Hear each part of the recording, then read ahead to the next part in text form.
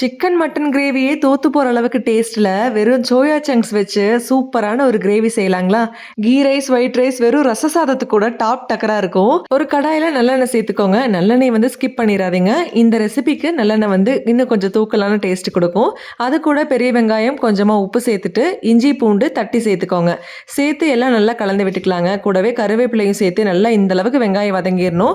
இந்த ஸ்டேஜ்ல கரம் மசாலா சேர்த்து ஒரு வாட்டி நல்லா கலந்து விட்டுட்டு, அது கூட ஒரு தக்காளி சேர்த்து வதக்கிடலாம். 1 ஸ்பூன் மிளகாத்தூள், 1 ஸ்பூன் மல்லித்தூள், 1 ஸ்பூன் மட்டன் மசாலா சேர்த்துக்கோங்க. சேர்த்துட்டு நல்லா வந்து கலந்து விட்டுக்கோங்க.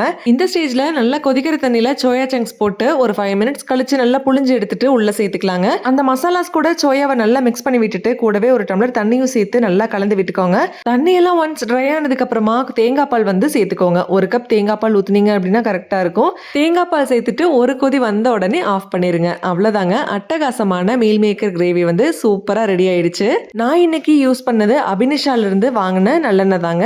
அவங்க கிட்ட இன்னும் நிறைய செக்கு எண்ணெய் இருக்கு. ஒன்ஸ் ட்ரை பண்ணி பாருங்க. மறக்காம அவங்க பேஜையும் ஃபாலோ பண்ணிக்கோங்க. அவங்க ஃபாலோவர்ஸ்ல இருந்து ரேண்டமா செலக்ட் பண்ணி ஆயில் சாம்பிள்ஸும் சென்ட் பண்ணிட்டு இருக்காங்க. பாய்.